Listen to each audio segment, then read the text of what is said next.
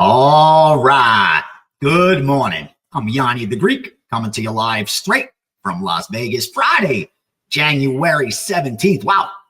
Halfway through this month. So far, so good. Profitable. Near that 2% ROI. We got a lot more to go, though. No reason to pat ourselves on the back. But coming off only my second losing year in the last 10, I believe we're going to continue doing damage, and the real damage still to come. Now, it's a slow day in the sports betting market, kind of the calm before the storm, because you know what's coming over the next couple of days. So I had time to dabble into the stock market and crypto markets. Looking good. So far, batting 1,000. Our buy new trade hit its first target. Our 20-year treasury bond is on the upswing, and I even got into Newmont mining a couple of days ago. This is not financial advice. I urge you to speak to a professional. I just share what I'm doing. With that out of the way, let's get back into the sports betting market. Now, first, I really want to take a minute to thank you guys. I went back, read all the comments, saw the support. That's why we're doing one today again. I want to do these twice a week at least throughout 2025, where I share as much actionable information as possible, but more important, share a lot of those experiences that held me back from being as profitable as I could have been, and a lot quicker than it took to get there to become a plus EV bettor. Best way to do that, bet size, man. You got to bet size correctly. I saw more card counting groups that were competent, very efficient card counters that just overbet their edge. And all of them ended up losing their bankroll, because it doesn't matter how big of an edge you have. If you overbet it, the math's going to play out the same. That's not opinion, that's fact. So you got to bet size correctly. And nothing was more disheartening than when my girl put out that video on Instagram the other day. And I talked about how if you're new to this, you should never bet more than 1% of bankroll. In fact, you should be betting 0.5%. And I never expected such backlash of negativity, of guys saying you can't make no money like that. That's not how you're going to make a score. You can't make no money betting $5 off a $1,000 bankroll, $10 off a $1,000 bankroll. I ask you one question. How much money have you made betting sports so far your way? Let's be honest. Dave Mason, Bet Online, he was just on WagerTalk today this morning. I know I spoke to him. I had him as a guest on my podcast, The Gambler's Perspective. And he actually corrected me when I thought that 99% of all sports bettors have negative lifetime earnings. He corrected me. He said, no, sir. Since sports betting has grown over the last 5 years, and now there's so many more newbies entering the market each and every day, that's now 99.5%. So only 0.5% of bettors are profitable. It used to be 1 out of every 100. Now it's 1 out of every 200. So again, I'm not mocking you, but I ask you, how much money have you made in the sports betting market betting your way? 5%, 8%, 10% of your bankroll. I know you've had some scores. You've made some hot runs. I've been there, bro. I used to keep my bankroll in my front pocket. I had great months, great few months. I was living large, going to the clubs, buying nice shit. But eventually, we know how that story ends. It ends the same for the 99.5% of bettors that bet. That's it. Again, this isn't opinion. This is fact. And there's only one way to overcome that. If you have winning information, and that's to use it correctly by bet sizing correctly. The guys that you see at the big poker tables that are playing those big cash games, the big tournaments, you think they just started that way? No. They were grinding micro stakes. Because if you can't win money betting sports with a $1,000 bankroll, you're not doing it with 100 grand. With a 100 grand bankroll, you're betting 0.5%. You're betting 500 a game. You're betting 1%. It's 1,000 a game. That's good money. You go up 2-3 units a week. You could do nothing but bet sports. It's a good life. But how do you get that 100,000 bankroll? You got to start, man. You got nothing but time. There's every day. And if you're going to be betting tomorrow, next week, next month, next year, do it for yourself. You owe it to yourself to put yourself in the best position to be profitable if you're using this as an investment vehicle. So there's one thing you got to ask yourself. Do my actions reflect that of a winning bettor, of the 0.5% that actually win? Do my actions reflect those? Because here's the bottom line. We all know how to be in shape. All of us do. I know how to get a six-pack. I know how to get guns. I know how to be physically in the best shape of my life. How many of us do it? Why is the obesity rate so high? Because even though you know what to do, doing it's a different story. Again, I don't look like that because I don't have the discipline to do it the right way, to eat the right way every single day, to sleep the right way every single day, to work out the right way every single day. That's discipline. So I don't deserve to look like that. I don't deserve it.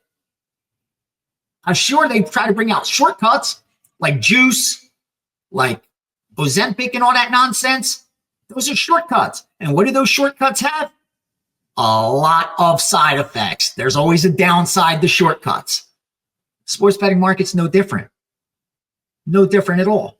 If you want to make money betting sports and you have access to winning information or are a winning bettor yourself, you got to bet size correctly, my man. That's what you got to do, and my ladies out there. So again, two pieces of the puzzle. I'm going to keep bringing this up. Bankroll, bet size. This will fluctuate and change. You could add to it from your job. Let's say you have a normal job that pays your bills and you're like, you know what? I want a bigger bankroll, so I'm going to drive some Uber at night. I'm going to go do DoorDash at night. And that money I'm going to keep putting into my bankroll so I could bet more. That's fine. This you can't change because this is your risk of ruin. And you decide that. What is my risk of being ruined, of losing my bankroll? I work with an 80-20. I've established that. Where I'm comfortable knowing I'm going to double my bank 8 out of 10 times, but I'm going to lose it 2 out of 10 times. That's correct. Even with an edge, I will lose my bankroll 2 out of 10 times. Over the last 10 years, look how big numbers play out. I won 8 of them. I lost 2 of those. That's the law of big numbers. Now, I had the bet size correctly, and I bet between 0.25 and 1.25. So that means even with a $100,000 bankroll, I'll never bet more than $1,250. My average bets are going to be between $750 and $1,000. That's the game. So if you got a $1,000 bankroll, your average bet needs to be between $5 and $10. Where the score is going to come from? By building this, building this. You change this, your risk of ruin increases. You start betting 5%, 10%, 20% of your bankroll. You got a $1,000 bankroll. You're betting $2, $200, $100 a game. Your risk of ruin's upwards of 80, 90%. So that means you're going to lose your bankroll 8 out of 10 times and only double it 1 or 2 out of 10 times. Yeah, I don't like those numbers. I don't like those numbers. And most of you are young. You're going to be betting for a very long time. Why not do it the right way? So that 5 years from now, 8 years from now, 10 years from now, you're sitting on a fat bank and you have the blueprint to continue making yourself money. It's a good life. I promise you, it's a good life. If I can do it, anybody can do it. That much I can promise you. Just like counting cards. I could teach anyone to do that. 4 or 6 sessions tops. If you could add, subtract, multiply, and divide. As long as you practice what I teach you at home, you will be the favorite against any sports book. Any sports book. But to do that, you're going to have to, any casino, forgive me, you're going to have to bet size correctly when you get to the tables. With that said, I know guys have reached out about some tutoring, about some one-on-one. I do that. You could reach out to me if you want to talk to me. Go to Minect. They have me as they're a sports bettor. People call all the time. They ask questions that they want answered by text, by video, by calling. Feel free. We could set something up. And also, start of 2025, like I said, I've dove right back into really moving. If you want to partner up, hit me up via DM, and we'll see what we could do where we take the account. You get a percentage of the profit. I need accounts.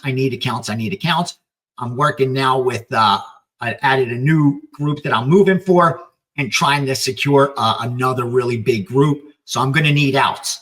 If you want to partner up, hit me up and let's get that done. Now, with that said, let's talk about this weekend. Where do we start off? College basketball today. We bet one game. We bet Wisconsin, Green Bay. I gave that out to subscribers, 3% play. That means 0.75. 0.75. Because remember, we rate at WagerTalk 1%, 2%, 3%, 4%, 5%. Those are not bet size recommendations. Those are bet strength recommendations. So a 5% stronger than a 3%, a 4% stronger than a 2%. That's what that reflects. Bet sizing is what you need to determine based on your own risk tolerance and your ability to replenish your bankroll.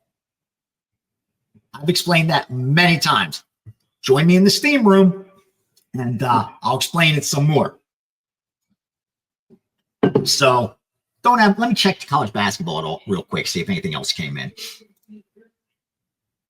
Boy, you guys, this is live right now.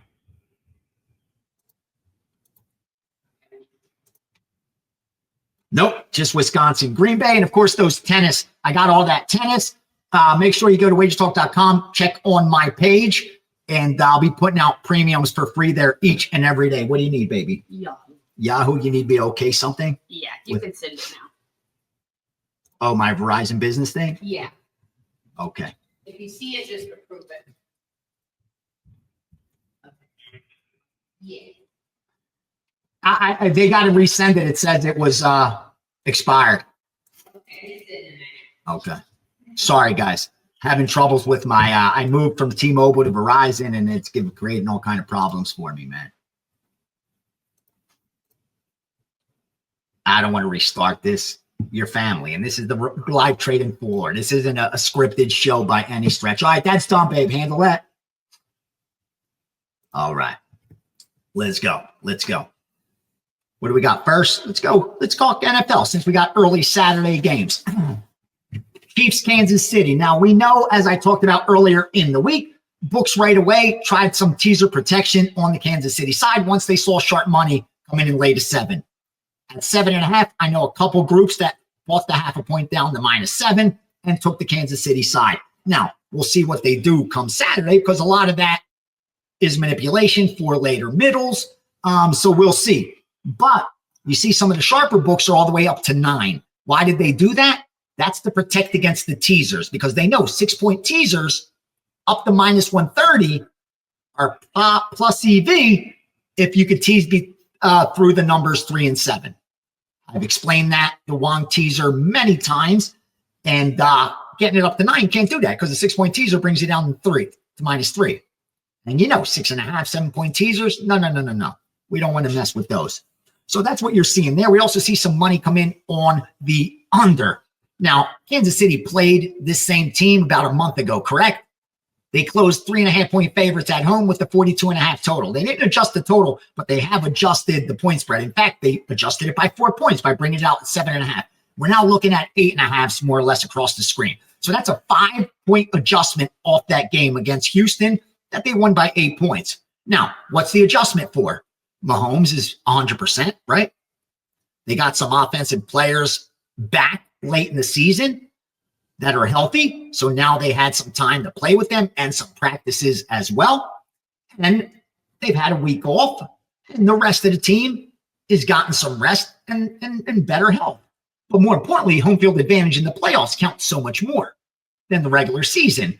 And for a team like Kansas City that's undefeated at home and all their losses are on the road, shows you even a stronger home field advantage. Small sample size, but we know historically Kansas City has a strong home field advantage. So it's a question we got to ask. Is that worth the 5-point adjustment, the 4.5, 5-point adjustment? That's the question. That's the question. I'm not too sure. Gun the head, I lean Houston. Washington, Detroit. Obviously, you know what Detroit wants to do. They're going to run the football. They got that huge offensive line, and they systematically break down their opponents. And they have a coach that won't take his foot off the gas. If he's up by 7, he wants to win by 14. If he's up by 17, he wants to win by 24. That's just how he plays. He plays hard. We saw that at the end of the season. On the flip side of that coin, Washington, we continue to expect them to regress towards the mean, right? They've outperformed what was expected of them going over their season win total, winning a wild card game on the road with a rookie quarterback, which is rare. But the negative to all of that is this rookie quarterback now goes on the road once again. And more importantly, this is a team that's gotten very lucky.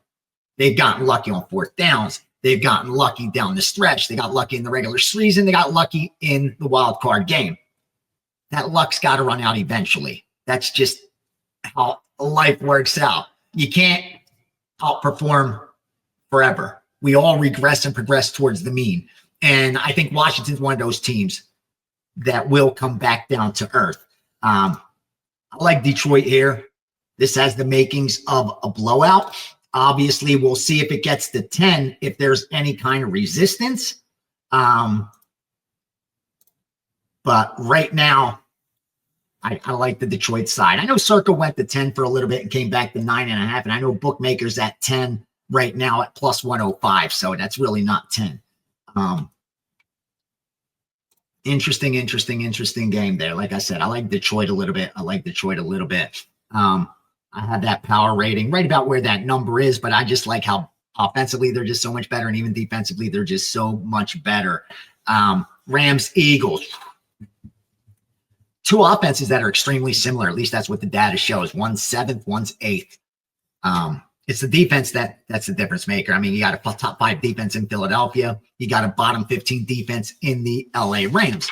And we know what the Rams need to do. Just like Washington and Jaden Daniels, this team on the defensive side of the ball is going to have to stop the run. Philly rushed for over 300 yards against them in that first game. And, that's what they're going to want to do again, especially with Hurts coming off a game where he had like a 35% success rate. Now we expect him to do a lot better than that in this game. But it's going to come down to, can they run the ball? Can they run the ball? Can they run the ball?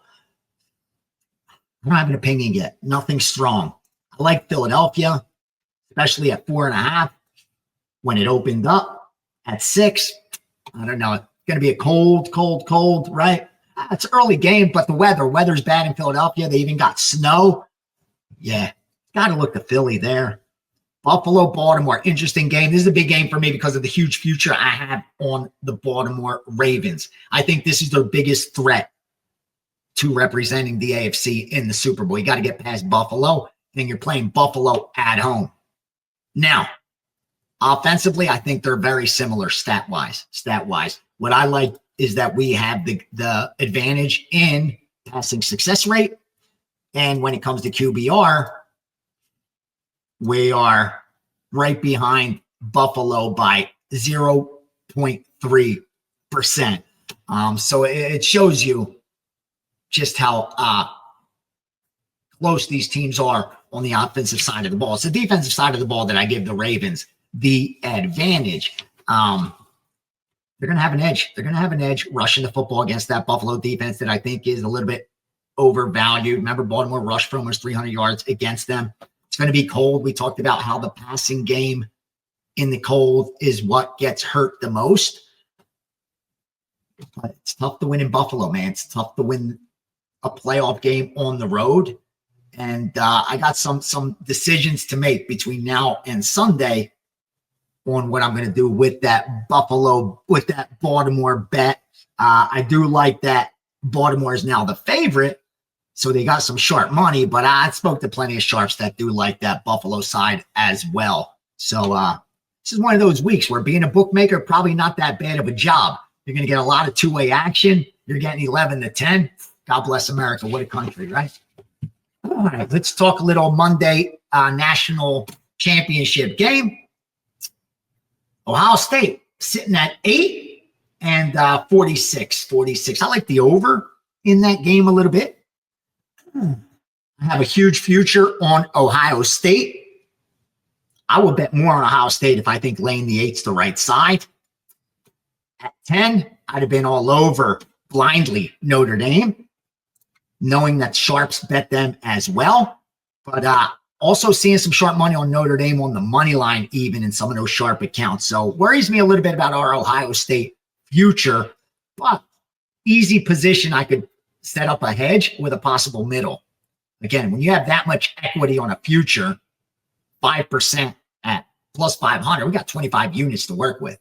We could come in and put 8 units on Notre Dame, plus the 8.5, end up hitting the middle, making a big score. So really excited for Monday night. Last but not least, UFC. Now, I have 5% up over there at WagerTalk. 14-4 on my last 18 UFC 5% plays. They're rare. But they cash. And just something was coming in. That's why I froze real quick, see if it was a play, but it wasn't. Now, with that said, let's go over some of this UFC card. Mine's available at WagerTalk. I have 4% play or more than one in there, I think.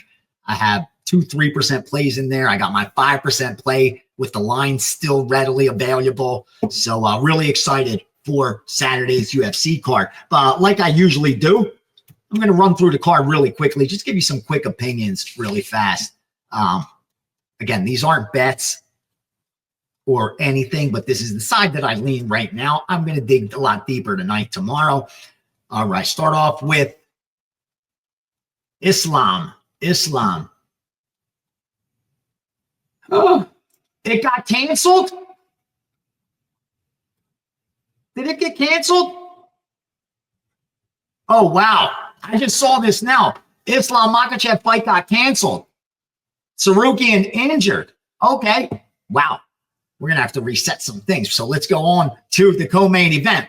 Merab versus Umar. As I talked about last week on UFC On the Line, it's a disrespect to Merab. You almost blindly have to bet the guy because of how disrespected he's being by the betting line. I think he's 3-0 as a dog, so he's outperformed every time the market thought he's going to lose. We know that the champ successfully defends 65% of the time. There's a lot of trends to like, but Umar's the legit. He's the real deal, man. And the only negative is the strength of schedule. But you can only fight who's in front of you. And when they put Corey Sandhagen in front of you, you saw the job he got. He did. And that's a tough out. Corey's a tough out. Umar is the real deal, man. And I know it's potential over credentials, but I have a feeling we're going to look back at this in 12 months and say, why wasn't this guy minus 400, 500? He's that good. He's that good. Jamal Hill, Prohashka. These guys could stand and bang, man. It's whose defense is going to be better. I think the Hill side is. He's got a chip on his shoulder. Yuri's very dangerous. Kevin Holland and Renier de Ritter. De Ritter gets him down. I think it's set match. It's if Holland's going to land the big shot early. I know Holland's got his own ground game as well, but there's just levels to this, and I think that's where de Ritter wants to take it. I think it's a de Ritter or pass situation. Peyton Talbot, you're not going to get value with him until he moves way up in strength of schedule. Gelton, Almeida, and Spivak. Spivak, a very, very tough out. But Almeida's, he's just too good, man. I don't think he loses that fight. Guskov, Elikana, nothing there. Grant Dawson, Diego Ferreira, another tough out with Ferreira. He could bang, man, and he's as well-rounded as they come, tough as they come, but he's 40 now. And Dawson, his stock really dropped off that loss, I think more than it should have. So I like the Grant Dawson side. Zach Reese was a big bet for me prior to the change in opponent, so got to revisit that. Cal Rosa, Aileen Perez, I can tell you now, I gave out a 4% on Cal Rosa at minus 190. I gave her out on UFC On the Line at even a better line a week prior. So I did my job. Now she's got to go out there and do hers. I can't fight for her. I can't be the judge. I can't be the ref. But I laid minus 190, and she's now, what, minus 250 favorite? That's the job. That's the job. That's the job. So we'll see. Will Perez twerk and cost me some money? We'll find out. We'll find out. Nakamura is just too good. He's just too good. One of the best prospects coming out of there in a while, coming out of China. 2-0 on the road to the UFC, and this kid's dangerous. Tercio's going to have that long reach advantage, but Sopaj is just so much better. I think he gets the W there. Surprised Clayton Carpenter's such a big dog to Alumba Tagir, but we'll see. It's almost warranted. Again, head on over to WagerTalk.com. I'm so excited. I'm going to be digging into these fights again tonight and tomorrow. The weigh-ins are going on as we speak, so I watch those right after. So there you go. Hopefully you guys get some value out of the videos. Please, please, please, I need to know what you want me to talk about. Share this, comment, like it. I want to continue doing these. It's a Friday with not all that much going on today, but we're able to foresee a little bit ahead. I know we've talked about the same games earlier in the week that we're talking now, But that's what's up. That's what's going on. So wish you guys the best of luck. Have a great weekend, whether you follow fade. I really do hope you cash them, don't trash them. And yeah, join me this weekend for some damage.